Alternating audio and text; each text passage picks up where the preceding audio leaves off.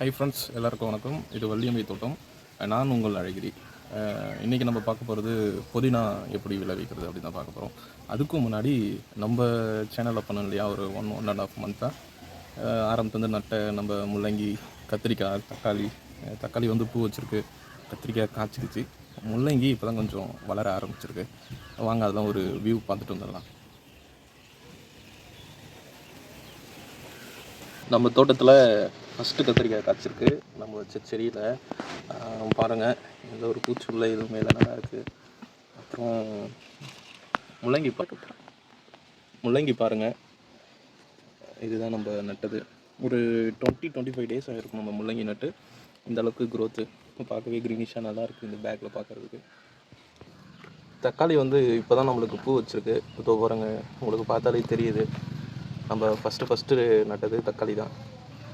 பூ வச்சிடுச்சு. இன்னும் ஒரு 1 வீக்கில் அப்படியே காய் வைக்கும், அப்படியே கொஞ்சம் பெருசாகிட்டே போகும்.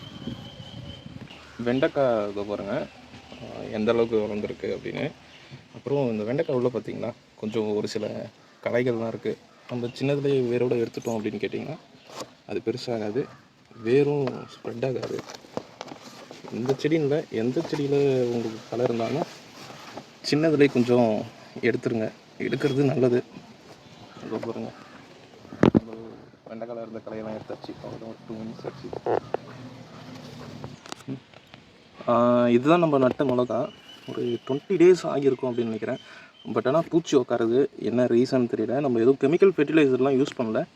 ஒரு 2 டேஸ்க்கு பிஃபோராக என்ன பண்ணேன், பஞ்சகாவி மட்டும் ஒரு 250 ml வந்து ஒரு 10 லிட்டர் வாட்டரில் கலந்து செடிங்கள்லாம் ஸ்ப்ரே பண்ணியிருக்கேன். ஸோ பார்ப்போம் ரிசல்ட். வெயிட் பண்ணி ஒரு 5 டேஸில் இது தழலாம் நல்லா செழும்பாக வளருதா அப்படின்ட்டு.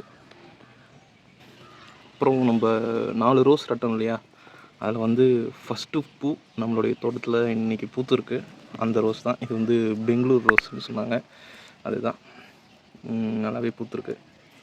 ஓகே ஃப்ரெண்ட்ஸ், நம்ம அடுத்தது புதினா எப்படி நடுறது அப்படின்றத பார்ப்போம். பேக்கில் நடல, வீட்டிலே கொஞ்சம் ஸ்பேஸ் இருந்துச்சு. சரி, அந்த ஸ்பேஸ்லேயே நடலாம் அப்படின்னு சொல்லிட்டு வீட்டில் துவையல் அரைக்கிறதுக்காக வாங்கிட்டு வந்தாங்க. அப்படியே அதனுடைய தண்டை மட்டும் வச்சு நம்ம எப்படி புதினா நடுறது அப்படின்னு தான் பார்க்குறோம். நீங்கள் தழையை கிள்றப்ப என்ன பண்ணுங்க, மேல் பக்கமாக இப்படி கிள்னிங்க அப்படின்னா இந்த ஸ்டெம்மில் இருக்கக்கூடிய தோல்லாம் எதுவும் அடிப்படாது. நீங்கள் அப்படியே ஸ்டெம்மை நட்டிங்கனாலும் அப்படியே எல்லாமே வளர்ந்துடும். நீங்கள் இப்படி கீழ் நோக்கி கிள்றீங்க அப்படின்னா இதனுடைய தோடு உரிச்சிக்கிட்டு வரும். அதனால் இந்த ஸ்டெம் வந்து வேஸ்ட் ஆகிடும் நட்டாலும். அதனால் இந்த வட்டத்தில் நட்டுட்டு அப்படியே நம்ம மண்ணில் இதோ பாருங்களேன், இந்த இடத்துல தான் என்ன பண்ணேன், கொத்திட்டு அப்படியே நம்ம எடுத்தோம் இல்லையா ஸ்டெம்மு, அதை அப்படியே நட்டுருக்கோம். இது வீட்டில் கொஞ்சம் ஸ்பேஸ் இருந்துச்சு அப்படின்றதுனால நான் நட்டுட்டேன். இடம் இல்லாதவங்க எப்பயும் போல் நார்மலாக பேக்லேயே போகிறதுனாலும் போட்டுங்க, ஒன்றும் தப்பு இல்லை. இது ஒன்றும் பெரிய ப்ராசஸ் இல்லை. இது போல் மணலில் இது மாதிரி ஹோல் போட்டுக்கிட்டு அப்படியே இந்த ஸ்டெம்மை வச்சுட்டு அப்படியே அப்படி நட வேண்டியது தான். அவ்வளோதான் ப்ராசஸ். பண்ணிவிட்டு நீங்கள் அப்படியே தண்ணி ஊற்றி விடுங்க, ஆட்டோமேட்டிக்காக அது வளர்ந்துடும். நம்ம புதினா நடுறது ரொம்ப ஈஸியான மெத்தடு. எப்படி நடுறதுன்னு பார்த்துட்டோம்.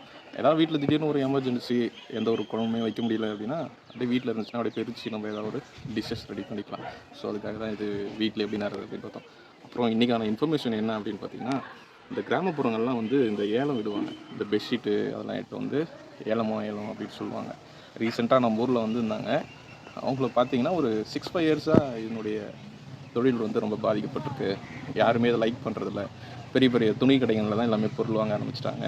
எங்களுடைய தொழில் ரொம்பவே பாதிக்கப்படுது அப்படின்னு சொன்னாங்க. ஸோ அதனால் நம்ம ஊரை தேடி வந்துட்டாங்க.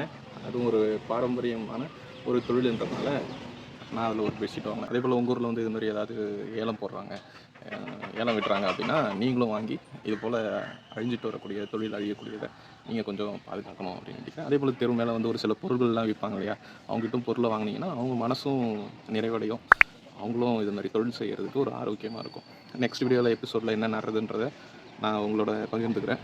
உங்களிடமிருந்து விடைபெறுவது இது வள்ளியம்மைத்தோட்டம். நான் உங்கள் அழகிரி. பை.